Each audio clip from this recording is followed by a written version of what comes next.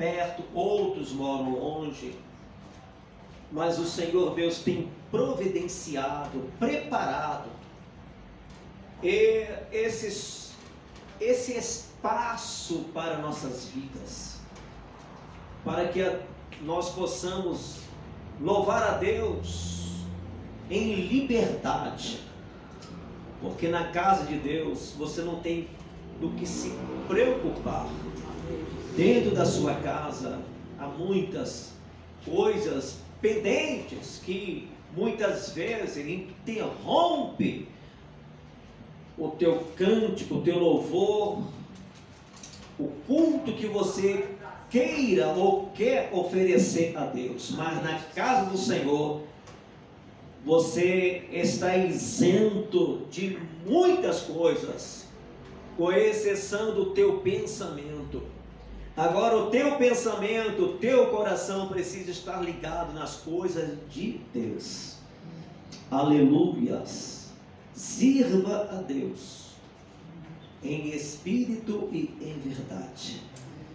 No livro de João, Jesus fala para a mulher samaritana. O importante é que os verdadeiros adoradores de Deus o adorarão em espírito e em verdade.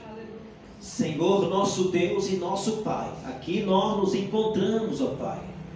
Ó Senhor amado, todos os momentos que eu me dirijo a Ti, eu me sinto privilegiado, Senhor, por esta grande oportunidade que o Senhor tem me concedido, Pai. Ó Espírito Santo, eu quero te agradecer, Senhor, pela minha vida. Eu quero te agradecer por mais esta oportunidade. Meu Deus, eu quero agradecer a Ti, porque durante todo este ano, ó Deus, de 2023, até que o Senhor tem nos considerado, tem nos dado vitória. São muitas lutas, momentos difíceis, aflições, agonias, mas o Senhor tem demonstrado que se encontra conosco. O Senhor falou no livro de João: no mundo tereis aflições, mas tem de bom ânimo, porque eu venci o mundo. Pai, assim nós temos vencido tantas coisas, tantas aflições, Senhor, tantos perigos.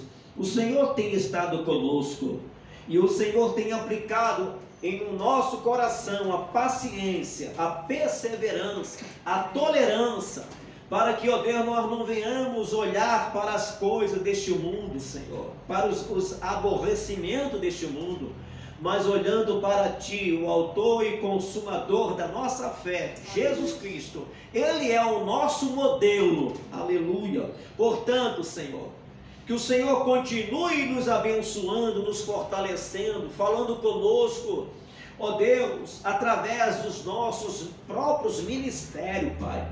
Fala através dos cânticos, dos louvores, testemunhos, ó Senhor meu Deus. Fala conosco, Senhor.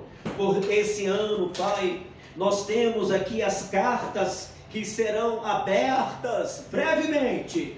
E quantas pessoas, ó Pai, têm recebido da parte do Senhor a confirmação desse pedido anual.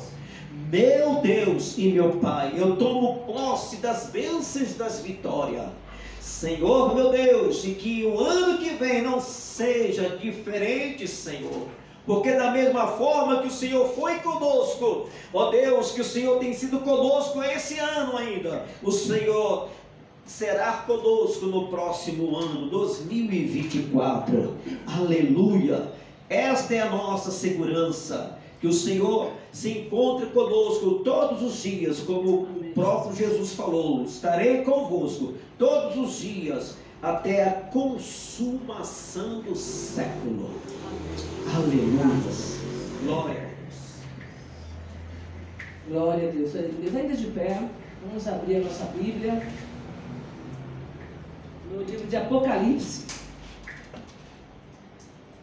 Graças. Estão todos bem-vindos em nome de Jesus, amém? Amém. Glória a Jesus. Lá no finalzinho, o último livro da Bíblia, Apocalipse. Nós vamos ler o capítulo 13, versículo 8.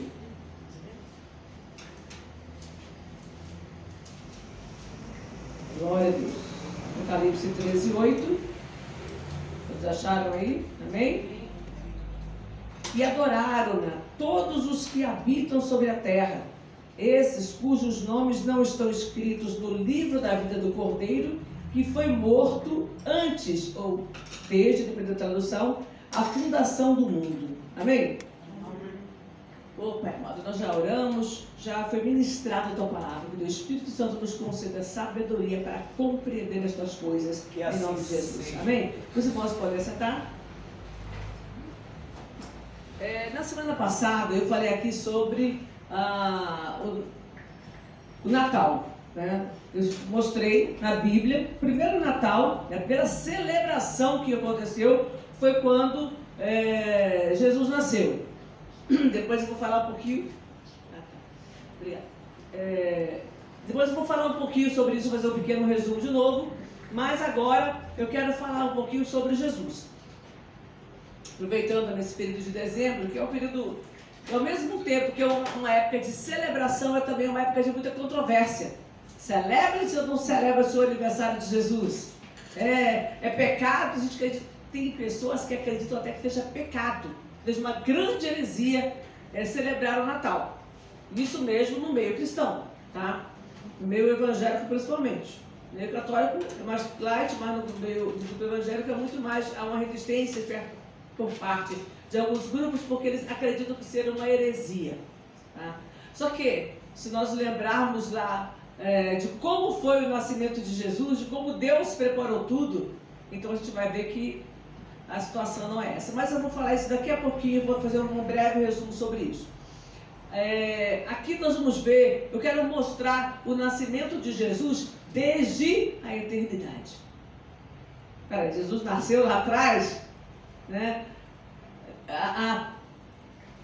A programação do nascimento de Jesus, tá? O nascimento de Jesus como filho do homem, porque como Deus, ele é eterno. Lá em Isaías 9:30 está escrito que ele é o Pai da eternidade. Amém. Peraí, se ele é o Pai da eternidade, ele não pode ter nascido como nós, que fomos criados posteriormente à fundação do mundo. Primeiro Deus fundou o mundo, a terra, e por último ele colocou o homem. Então, como que Jesus já existia? E se eu acredito que ele foi criado por Deus através ali do momento da concepção, de que o Espírito Santo envolveu a Maria e Jesus foi concebido ali, se eu acredito que ali é o momento do nascimento de Jesus, da concepção de Jesus, e que a existência dele começa ali, então ele é filho de Deus como um de nós, praticamente. Não totalmente, porque ele não tem a presença de um homem, mas ele foi então gerado a partir daquele momento ali, o que não é verdade. Como eu falei, o livro de Isaías fala que ele é o Pai da eternidade. Ora, se ele é o Pai da eternidade, ele já existia desde o começo, ele existe e existirá até o final. Assim como o Pai. Eles são eternos. Pai, Filho e Espírito Santo são uma só pessoa, um só ser, é um só Deus, que se manifesta para nós entre as pessoas na presença do Pai, do Filho e do Espírito Santo. Então, compreender isso é só pela fé. Não há uma explicação plausível para isso. Tá? Você pode ler a Bíblia e estudar, você vai encontrar, alguns encontram na Bíblia argumentos para refutar essa doutrina, que nós chamamos de doutrina da Trindade, e outros usam a Bíblia para explicar a doutrina da Trindade. Então, você não vai compreender isso porque isso é espiritual. Nós somos humanos. Como é que nós vamos compreender um Deus trino? Um Deus trino, né? O próprio nome fica já meio sem sentido. Se ele é um, como é que ele pode ser trino? Então, isso pertence a Deus. Nós só conseguimos imaginar verbalizar aquilo que nós vimos e conhecemos. Eu não conheço Deus na sua totalidade, porque Ele é um ser muito além do nosso entendimento.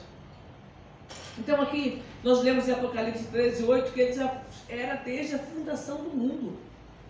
Então antes do mundo ser fundado, Ele já era. Ele já estava lá com o Pai. E em Gênesis, abra aí Gênesis 3:15. São versículos que a gente já citou em outras mensagens. Não estou usando versículos novos, versículos Gênesis capítulo 3, versículo 15. Todos vocês vão ter que manusear a Bíblia, que está no celular. A gente está sem o telão hoje. Então, 3:15. É bem no comecinho, é fácil de achar. E porém inimizade entre ti e a mulher, e entre a tua semente e a sua semente. Esta te ferirá a cabeça e tu lhe ferirás o calcanhar. Então aqui Deus está falando acerca de Jesus, que haveria de vir e pisar a cabeça da serpente. Então ele nasce lá no Calvário. Alguns declaram que é ali no Calvário que ele está pisando na cabeça da serpente, outros que é a partir do momento que ele ressuscita. Não importa, ele pisou na cabeça da serpente. A palavra diz que ele tomou as chaves da morte. Agora é dele. Ele que... Ele tem autoridade, não que nunca fosse, não que não fosse antes, mas ele tem a autoridade para isso, por aquilo que ele sofreu, por aquilo que ele padeceu na cruz. Então, todo o poder pertence a ele. Ele mesmo diz lá no Evangelho de Mateus 28, é-me dado todo o poder no céu e na terra. Então, todo o poder pertence a ele. Isso a gente precisa guardar bem. No momento da nossa luta, no momento da adversidade, tem muito crente, estou falando de pessoas de fora, estou falando de crente, que confessa a palavra, que se diz cristão, que tem medo de macumba, que tem medo de obras malignas. Tem gente que faz? Tem. A prova disso que você encontra na porta da sua casa, que você encontra nas esquinas, que você encontra o saco lá costurado com o nome dentro. O pastor foi lá no Monte orar e estava lá um sapo lá com a boca costurada, aí eles tiraram, oraram, pegaram aqueles nomes e oraram, apresentaram ao Senhor, para Deus ter misericórdia. A gente não sabe quem foi, mas naquele momento ali, eles tiveram essa fé e fizeram. Então, gente, você deve sair por aí tirando não, tá, gente? Isso aí, você tem que ser um momento muito seu com Deus. Então, existem pessoas que fazem, a gente sabe disso, que até... Infelizmente, até sacrifício a gente escuta falar que fazem, Então, não vou entrar nessa questão agora, para não fugir da nossa mensagem. Mas, quando a pessoa fala alguma coisa acerca de você, de uma ameaça que está sendo feita à sua vida, ou na área espiritual ou na área física, você tem que lembrar que você serve a um Deus que tem todo o poder. Amém? Quando eu compreendo isso, que eu fico sabendo de alguma afronta contra a minha vida, de alguma armadilha contra a minha vida, eu me refugio em Deus. Porque eu creio que Ele pode cuidar de mim. Se Ele tem todo o poder, Ele pode cuidar de mim. Então, nada que o adversário pode fazer, ele pode fazer sem a permissão de Deus. E se porventura Deus permitiu que eu fosse afligida, Ele me capacitará a vencer as aflições. Um exemplo que eu gosto muito de usar é Estevão. Ele foi apedrejado, Deus não o livrou da morte. Deus permitiu que ele morresse apedrejado. Mas na hora do apedrejamento, ao invés dele ficar ali contemplando o seu corpo dilacerado, a Bíblia diz que as suas entranhas se derramaram por terra, ao invés de ele estar contemplando aquilo ali, gritando e agonizando de dor, ele disse: eu vejo os céus abertos e o Filho do Homem à direita do Pai. Ele tem uma visão, coisa celestial. Acho que ele nem lembrou que tinha um corpo para sentir dor. Porque ele estava ali orando por aqueles que o estavam apedrejando e ao mesmo tempo vendo a glória de Deus, gente. Eu gosto dessa passagem porque nos faz lembrar que apesar das lutas e tribulações, quando a nossa confiança está em Deus, a gente se alegra. Amém. Paulo estava lá falando da morte dele: olha, o tempo da minha partida está próximo.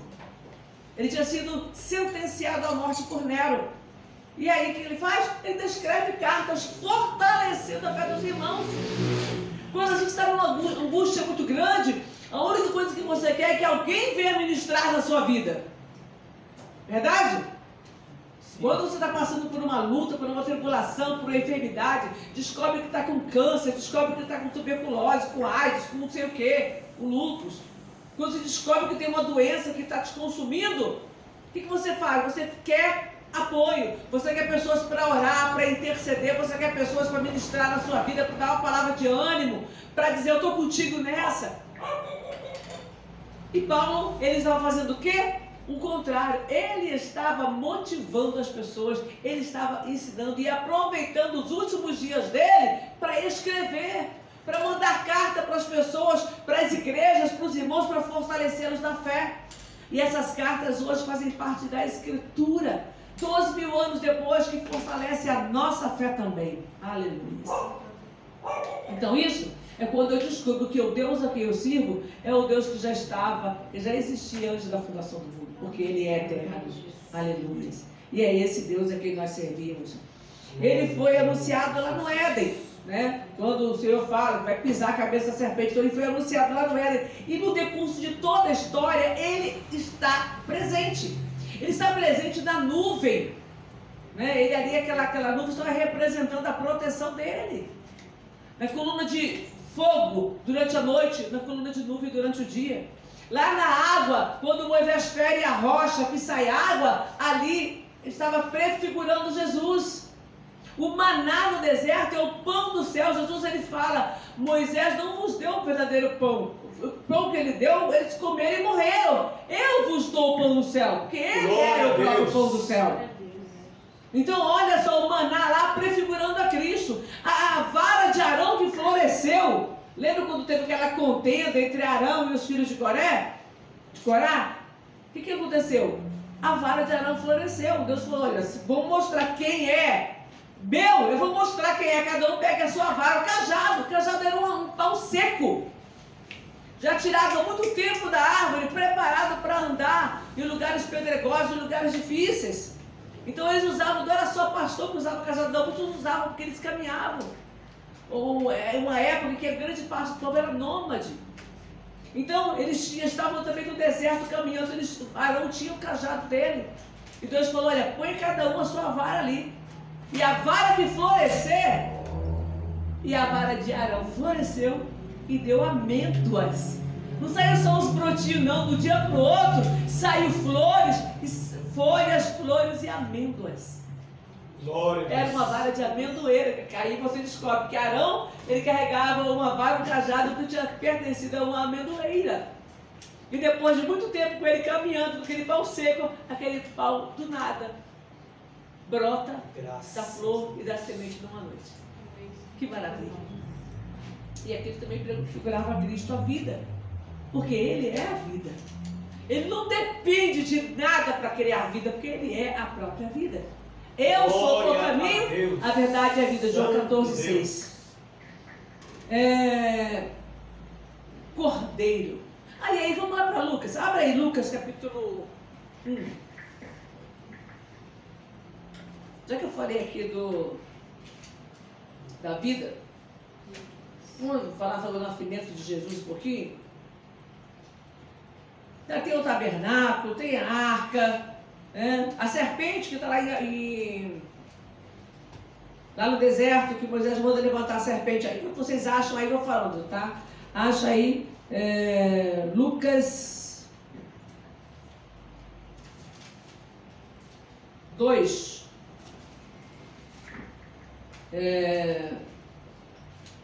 Voltando aqui que eu estava falando, a serpente, que lá em Hebreus também fala sobre isso, sobre a serpente que, João, desculpa, o Evangelho de João, Jesus fala que a serpente lá estava prefigurando Cristo. Moisés, apareceram serpentes ardentes e começaram a picar o povo. E aí as pessoas começaram a morrer, por causa da rebeldia mesmo. E aí Deus mandou Moisés fazer uma serpente de bronze e levantar. Quem olhasse para a serpente ficaria curado.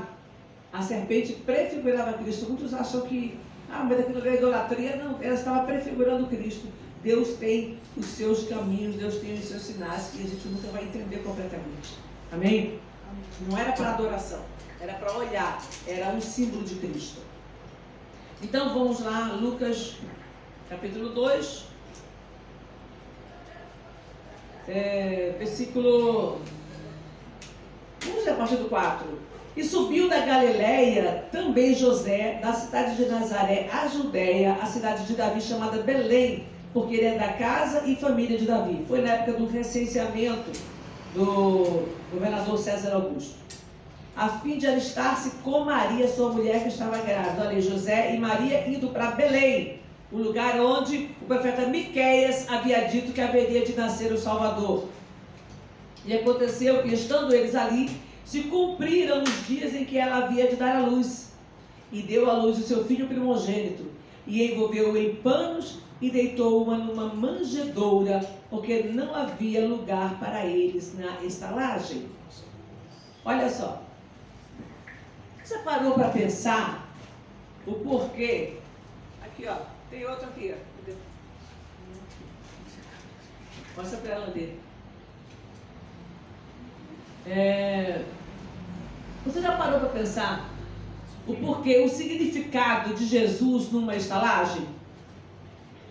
É um lugar onde se colocavam os animais. Quando Jesus nasceu, Maria pega ele e coloca ele dentro de uma manjedoura, um lugar onde se colocava o alimento dos animais. Então Jesus ele nasce no estábulo, vamos colocar na nossa palavra. Ele nasce no estábulo, no lugar onde ficavam os animais.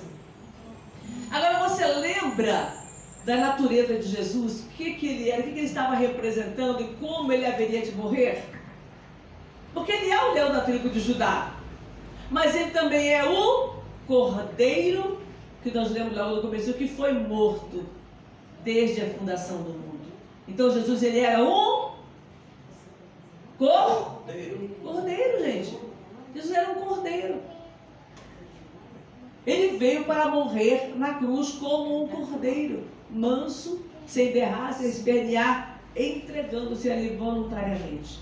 Cordeiro é um dos, não sei se é o único, mas é um animal que não grita quando está sendo sacrificado, quando está sendo imolado, quando está sendo morto.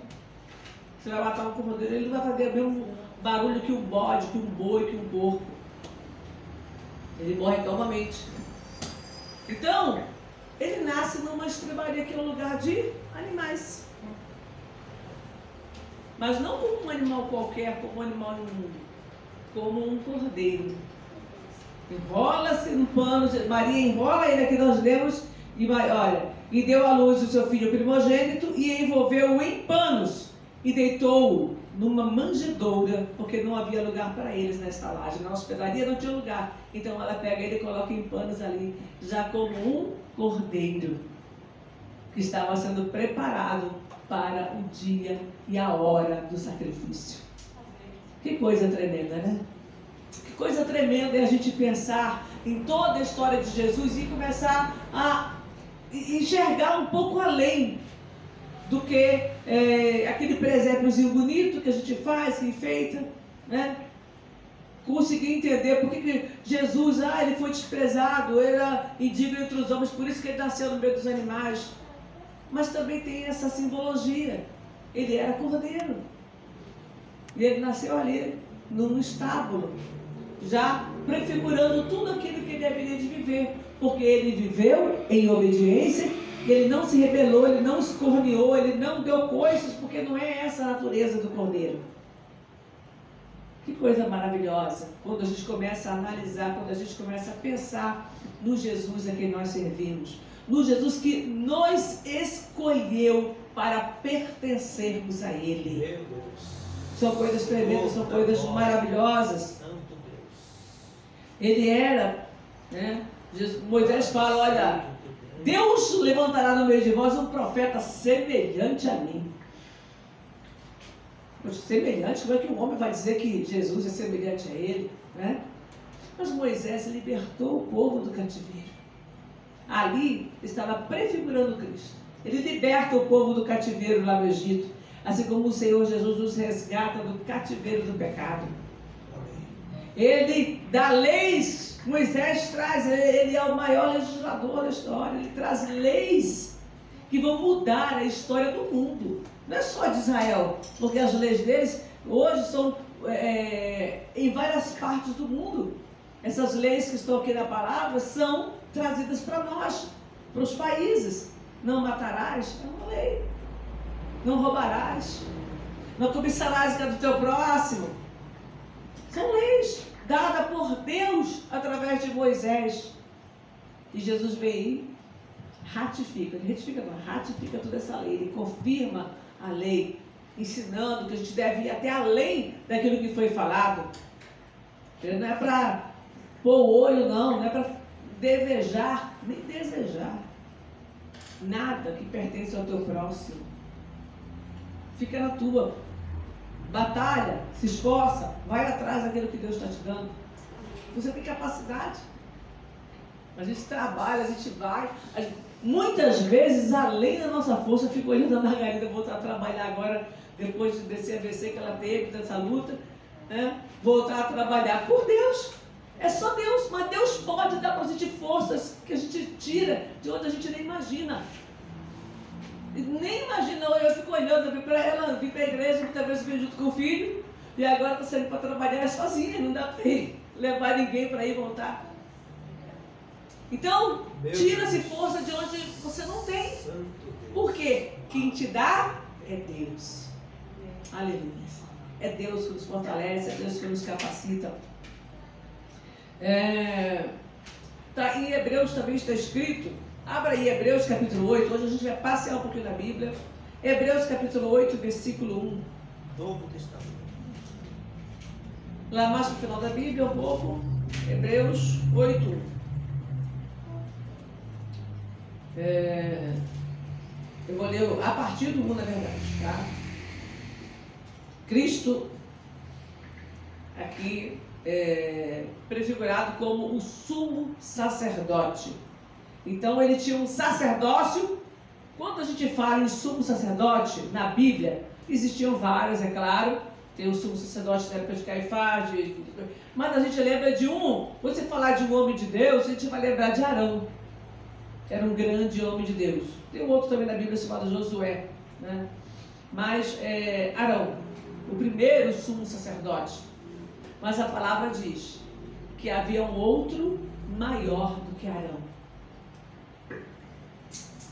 Ora, capítulo 8, versículo 1. Ora, a suma do que temos dito é que temos um sacerdote tal, que está assentado nos céus, à destra do trono da majestade, ministro do santuário e do verdadeiro tabernáculo, o qual o Senhor fundou e não o homem. Então o homem construiu, através da direção de Deus, das especificações que Deus deu para fazer em tamanho, medidas. Deus deu tudo especificado para Moisés lá no monte. Então quando ele constrói o tabernáculo, ele constrói segundo a direção de Deus. Quando ele unge Arão ao sumo sacerdócio, ele unge segundo a direção de Deus. Mas ele não foi o maior, porque o maior está nos céus. Aleluia. Ele está lá intercedendo por nós. E diz aqui, ele está assentado à direita do trono da majestade e ele é ministro do santuário. Um santuário que não foi feito por mãos humanas, um santuário que está nos céus. Aleluia. Meu Deus. Porque todo sumo sacerdote é constituído para oferecer dons e sacrifícios, pelo que era necessário que este também tivesse alguma coisa que oferecer. E aí o que Jesus oferece? A ele próprio. O sacrifício que Jesus ofereceu não foi de um cordeiro, de um filho da ovelha.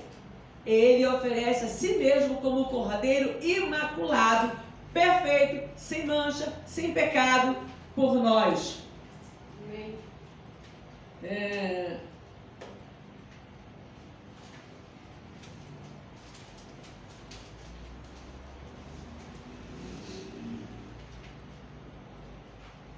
Versículo 10. Porque este é o concerto que depois daqueles dias da lei farei com a casa de Israel, diz o Senhor.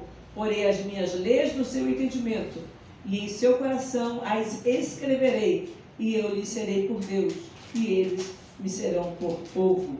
Amém? Deus ainda vai cumprir integralmente esse concerto, esse pacto que ele fez com os dons de Deus são sem arrependimento. Então, tem muita gente aí, às vezes eu vejo comentários e algumas mensagens sobre os israelitas que rejeitaram Jesus, então para eles acabou. Não, acabou não. Eles são o povo de Deus, acabou. Isso sim. Tem coisa para eles. Não é que eles rejeitaram e acabou. Eles são o povo de Deus e acabou. Fim de papo. Deus vai restaurá-los no tempo oportuno e trazê-los para si. Porque Deus escolheu e o chamado de Deus, o dom de Deus é sem arrependimento. Aquela geração pode ter perecido, mas Deus vai levantar uma nova geração. Então, quando você ficar dessa guerra que está lá, na região, esquece. Ora só. Ora pela nação de Israel, porque eles são o povo escolhido de Deus. Amém?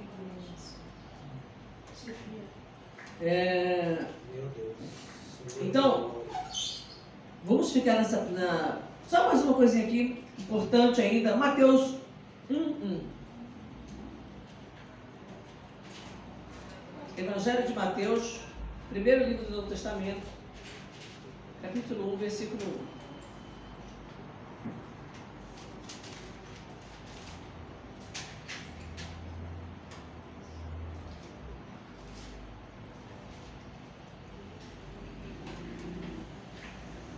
Diz aqui, olha, livro da geração de Jesus Cristo, filho de Davi, filho de Abraão. Então, Jesus Cristo, filho de Abraão, descendente de Abraão, filho de Davi, descendente de Davi. Tá? Como em Abraão, por que especificamente esses dois nomes? Tinha tanto nome na genealogia. Pensa na genealogia de Abraão até Davi, na genealogia de Davi até Jesus Cristo, quantos personagens? Por que especificamente esses dois? Em Abraão as promessas. Quando Deus fala, eu darei a tua posteridade, a tua descendência eu darei. Em Jesus. Teve ali a nação de Israel que vem do neto dele, Jacó, mas em Cristo. Aí vem pegando o reinado messiânico. Tá? Vem pegando o reinado messiânico agora, o reinado, a parte de rei. Davi era rei. E Deus fala que estabeleceria o reino para sempre. Ah, mas o reino de Israel nem rei tem mais. Cristo continua sendo o nosso rei. Amém? Descendente de Davi. Então a genealogia de Davi permanece. Um reino eterno. E para a gente encerrar, abra aí o Evangelho de Lucas. Vamos voltar lá para o Evangelho de Lucas. O nascimento de Jesus, para a gente encerrar, capítulo 2, versículo a partir do 1. Eu vou reler esse texto.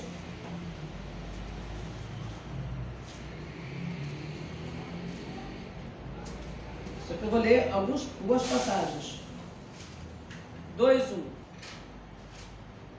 E aconteceu naqueles dias que saiu um decreto da parte de César Augusto para que todo mundo se alistasse. Este primeiro alistamento foi feito sendo Cirene o governador da Síria, e todos iam alistar-se, cada um à sua própria cidade. E subiu da Galiléia também José, da cidade de Nazaré, a Judéia, a cidade de Davi, chamada Belém, porque era da casa e família de Davi. E foi onde Jesus nasceu. Agora, pulando um pouquinho, versículo 8. Ora, havia naquela mesma comarca pastores que estavam no campo e guardavam durante as vigílias da noite o seu rebanho. E eis que o anjo do Senhor veio sobre eles, e a glória do Senhor os cercou de resplendor e tiveram um grande temor. E o anjo lhe disse, não temais, porque eis aqui vos trago novas de grande alegria, que será para todo o povo, pois na cidade de Davi vos nasceu hoje o Salvador, que é Cristo o Senhor. E isto vos será por sinal. Achareis o menino envolto em panos e deitado numa manjedoura. E no mesmo instante apareceu com o anjo uma multidão dos exércitos celestiais, louvando a Deus e dizendo, glória a Deus nas alturas, paz na terra, boa vontade para com os homens. E verso 16, e foram apressadamente e acharam Maria e José e o menino deitado na manjedoura. e vendo divulgai a palavra que acerca dos meninos lhes fora dita. É importante a gente lembrar dessas coisas quando você estiver celebrando o Natal. Quando Jesus Cristo nasceu numa estrebaria. O culto ali não foi num palácio, não foi com pompa, foi num lugar simples. Ali, no lugar de colocar comida de animais, ele foi colocado. Diante dos olhos dos homens, sem pompa alguma. Mas Deus, o próprio Deus, preparou a celebração do nascimento de Jesus. Ele envia um anjo para anunciar aos pastores que estavam no campo e manda os homens irem lá. Vocês vão lá e vocês vão encontrá-lo deitado numa manjedoura. E enquanto o anjo estava ali falando com eles, antes do anjo se ausentar deles, aparece ali com os anjos uma multidão dos exércitos celestiais louvando e glorificando a Deus, e aqueles pastores ouvem. Pensa, você ouvir o verdadeiro som do céu, os anjos ali tocando, glorificando, cantando aquela coisa maravilhosa e glorificando ao Senhor pelo nascimento, né? Glorificando ali o nascimento de Jesus Cristo. Agora os pastores vão até ali, veem aquilo que o anjo havia falado, aquela revelação que eles haviam recebido, eles veem o cumprimento dela e eles saem anunciando o nascimento de Messias. Mas não foi só isso não. Deus falou com 3 reis magos que a gente não sabe quem eles são. Existe uma história de alguns nomes e tal, mas a gente não tem essa descrição na Bíblia. Esses homens, eles saem da terra deles, a Bíblia diz que eles viram a sua estrela. Não era uma estrela qualquer. Eles viram a estrela, eles sabiam que aquela estrela era do Salvador e eles foram seguindo aquela estrela. E foi tempo. E foi tempo que eles caminharam. Olha, nasceu o Salvador. Eles receberam a notícia que o Salvador tinha nascido, não que ia nascer. Então eles caminharam. Mas eles não foram para Belém, eles foram para Jerusalém, que é a cidade do grande rei. Eles foram para lá, chegando ali, não é aqui não. Aí o rei ficou sabendo da notícia. Herodes aquele cara era a encarnação do mal. Se você for ler a história de Herodes, você fica assim, abismado como aquele homem era perverso. Então, ele, quando fica sabendo, ele fala, pode ir lá e ver onde que ele nasceu e volta para me avisar. Voltou nada, Deus mandou ele para outro caminho. Mas aqueles 3 reis foram até Jesus, lá no lugarzinho onde ele estava. Não sei se nessa época já tinha saído da estrebaria, já tinha conseguido uma estalagem para ele, não sei. Mas eles chegando lá, eles ofertam para Jesus ouro, incenso e mirra.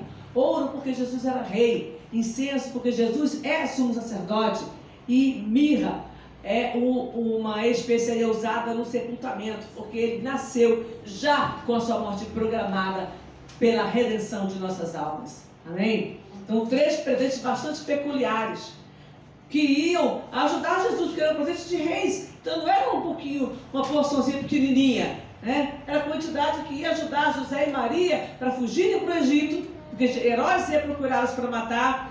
Então, para fugirem para o Egito e para se estabelecerem e ficarem lá até poderem voltar. José era um homem que tinha uma profissão, ele era marceneiro. Era uma profissão muito boa e retosa na época. Mas ali naquele momento de fuga, ele ia precisar daqueles recursos. Então ele recebe aqueles recursos para dar uma vida digna para Jesus e para sua mãe. Amém? Para cuidar dele durante todo o percurso, todo o cuidado. O anjo estava protegendo e livrando, mas eles iam precisar pagar despesas, se alimentar, começar uma vida.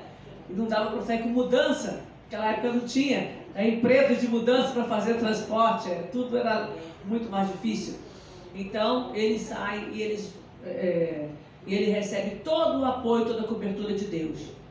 E a celebração, é essa que eu quero que fique guardada na sua memória. De quem era Jesus? Os anjos anunciam com louvor o nascimento de Jesus. Então, quando você estiver celebrando o seu Natal, no dia 24, no dia 25, você precisa lembrar quem é Jesus. Porque se o teu Natal for só uma mesa farta, e um monte de presentes, bebedeira e muitas vezes briga no final, você não celebrou o Natal. Você fez uma festa pagã. qualquer. Você não celebrou o Natal. Se o seu Natal ele realmente pertence a Jesus, você precisa se lembrar que na hora que você estiver reunido com sua família, seja numa mesa farta, seja num arroz e feijão, você precisa ali naquele momento dar glória a Deus. Relembrar o que Ele fez e glorificar ao Senhor. Porque, como diz o profeta Isaías, o menino nos nasceu, um filho se nos deu, e o principado está sobre os seus ombros.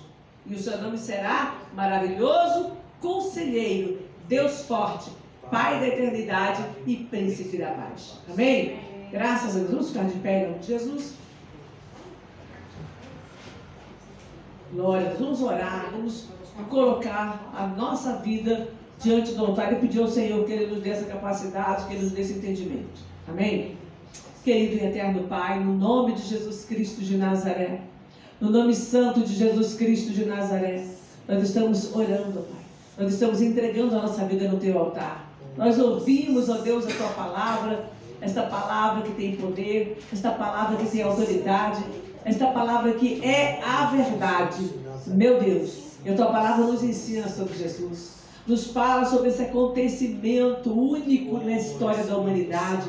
O Salvador se fez homem para andar conosco, para sofrer aqui nessa terra, ser humilhado, ser aviltado, mas morrer, ou melhor, se entregar por cada um de nós ali na cruz do Calvário, e depois recuperar a sua própria vida, sair do túmulo e aparecer, e conversar, e ministrar aos seus discípulos, fortalecendo a fé de cada um deles.